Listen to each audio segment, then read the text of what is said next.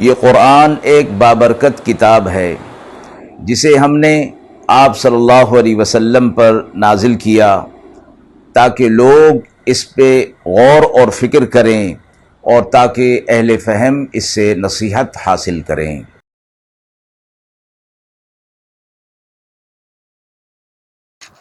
بسم اللہ الرحمن الرحیم۔ السلام علیکم ورحمۃ اللہ وبرکاتہ۔ ناظرین کرام، درس قرآن مجید کے آج کے اس پروگرام میں ہم سورۃ التکویر کی آیت نمبر 1 تا آیت نمبر 29 کے حوالے سے موصول ہونے والے سوالات کی روشنی میں تفسیر پیش کریں گے۔ مذکورہ آیات کے حوالے سے جو پہلا سوال ہے کہ سورۃ التکویر میں قیامت کے مناظر کی تصویر کشی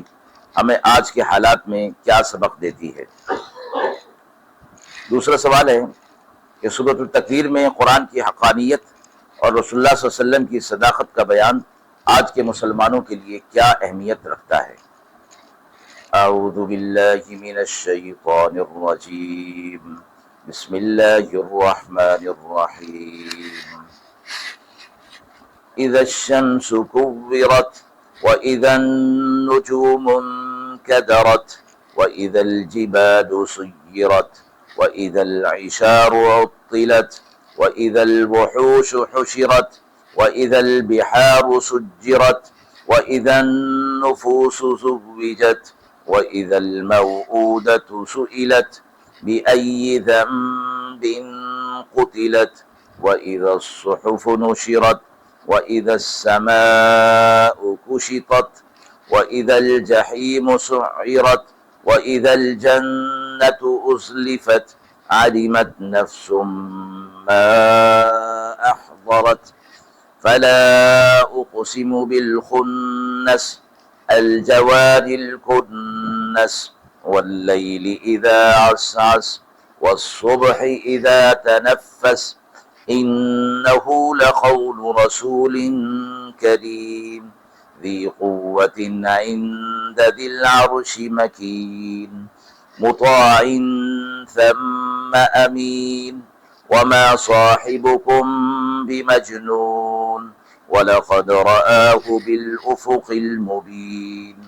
وما هو على الغيب بضنين وما هو بقول شيطان رجيم فأين تذهبون إن هو إلا ذكر للعالمين لمن شاء منكم أن يستقيم وما تشاءون إلا أن يشاء الله رب العالمين۔ آیات مبارکہ کا ترجمہ ملاحظہ فرمائیں۔ جب سورج کی دھوپ بے نور ہو جائے گی اور جب تارے ٹوٹ کر گر پڑیں گے اور جب پہاڑ چلائے جائیں گے اور جب پانی اور جب اونٹنیاں گابن اونٹنیاں چھٹی پھریں گی اور جب جنگل کے جانور جمع ہو جائیں گے اور جب دریا جھونکے جائیں گے اور جب نفوس جوڑے باندھے جائیں گے اور جب بیٹی جیتی گاڑی ہوگی زندہ گاڑی ہوگی اس کو پوچھیں گے کہ کس گناہ پر وہ ماری گئی تھی اور جب اعمال نامے کھولے جائیں گے اور جب آسمان کا پوش اتار لیں گے اور جب دوزخ دہکائی جائے گی اور جب بہشت پاس لائی جائے گی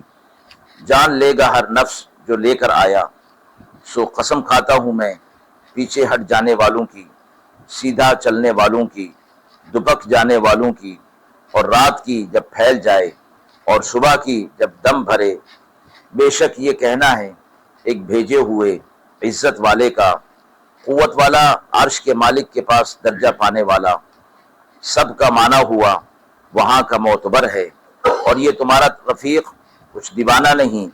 اس نے دیکھا ہے اس فرشتے کو آسمان کے کھلے کنارے کے پاس اور یہ غیب کی بات بتانے میں بخیل نہیں اور یہ کہا ہوا کسی شیطان مردود کا نہیں اور پھر تم کدھر چلے جا رہے ہو۔ یہ تو ایک نصیحت ہے جہاں بھر کے لیے جو کوئی چاہے تم میں سے کہ سیدھے راستے پر چلے اور تم جبھی چاہو گے کہ جب چاہے گا اللہ جو سارے جہانوں کا رب ہے۔ سورۃ التکویر مکہ میں نازل ہوئی، اس کی 33 آیات اور 1 رکوع ہے۔ اس صورت مبارکہ میں ابتدا میں قیامت کے ہولناکی کا منظر پیش کیا گیا، اور اس کے بعد آپ صلی اللہ علیہ وسلم کے لیے فرمایا گیا کہ آپ کا قول ایک درست قول ہے اور سچا قول ہے، اور آپ صلی اللہ علیہ وسلم کوئی دیوانے نہیں ہیں، بلکہ اللہ رب العزت کی طرف سے انہیں عزت اور وقار کے ساتھ بھیجا گیا ہے۔ تو جو کوئی بھی اس صراط مستقیم پر آ جائے گا وہی کامیاب ہو جائے گا، اور اللہ رب العالمین نے تمہارے لیے صراط مستقیم کا انتظام کر دیا ہے۔ مذکورہ آیات کے حوالے سے جو ہمیں پہلا سوال ملتا ہے کہ سورۃ التکویر میں قیامت کے مناظر کی تصویر کشی ہمیں آج کے حالات میں کیا سبق دیتی ہے۔ سورۃ التکویر کی ابتدائی آیات میں قیامت کے ہولناک مناظر کو بیان فرمایا گیا ہے، جن میں کائنات کے نظام کے درہم برہم ہو جانے، انسان کے تمام اعمال سامنے لائے جانے، جہنم کو اور جنت کو قریب لانے، اور اللہ رب العزت کی طرف سے حساب کتاب اور محشر قائم ہونے، ہر شخص کو اپنے کیے کا جواب دینا ہوگا۔ مذکورہ مفہوم کے حوالے سے جو حدیث مبارکہ ہمیں ملتی ہے، رسول اللہ صلی اللہ علیہ وسلم نے فرمایا ما من شیء اغیر من اللہ ولذلک حرم الفواحش، اللہ سے زیادہ غیرت والا کوئی نہیں، اس لیے اس نے تمام بے حیائی کو حرام قرار دیا ہے۔ یہ آیات اور حدیث مبارکہ ہمیں خبردار کرتی ہیں کہ آج کے معاشرے میں جہاں بے حیائی، ناانصافی اور ظلم عام ہو چکا ہے، قیامت کے دن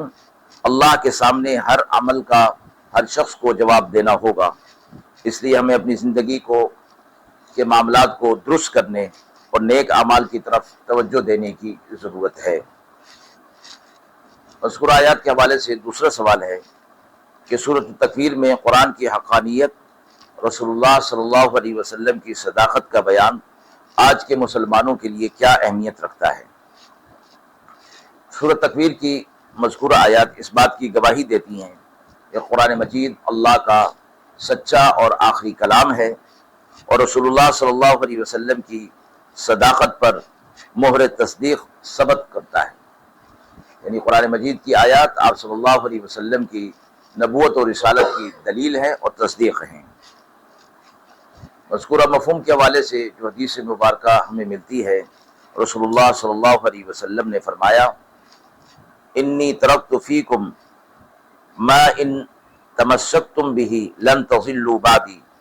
کتاب اللہ و سنتی، میں تمہارے درمیان 2 چیزیں چھوڑے جا رہا ہوں، اگر تم ان کو مضبوطی سے تھام لوگے تو کبھی گمراہ نہ ہوگے،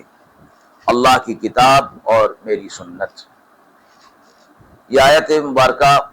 اور حدیث مبارکہ ہمیں اس بات کی طرف توجہ دلاتی ہیں کہ موجودہ دور میں جب کہ اسلام پر اعتراضات اور شکوک و شبہات پیدا کیے جا رہے ہیں، قرآن کی حقانیت اور جناب رسول اللہ صلی اللہ علیہ وسلم کی تعلیمات پر مضبوطی کے ساتھ ایمان رکھنا اور ان پر عمل کرنا ہماری سب سے بڑی ذمہ داری ہے۔ قرآن اور سنت کو سمجھ کر ان پر عمل کرنے سے ہم اپنی دنیا اور آخرت کو سنوار سکتے ہیں، اور اس وقت بلکہ قیامت تک کے لیے جو صراط مستقیم ہے وہ یہی قرآن اور سنت ہے۔ ناظرین کرام، ہم امید کرتے ہیں کہ مذکورہ سوالات کی روشنی میں جو تفصیل پیش کی گئی وہ آپ کے لیے قابل اطمینان ہوگی۔ اس حوالے سے آپ کے بھی کوئی سوالات ہوں تو ضرور کمنٹ باکس میں دیجیے، انشاءاللہ ان کے جوابات دینے کی پوری کوشش کی جائے گی۔ وآخر دعوانا ان الحمد للہ رب العالمین۔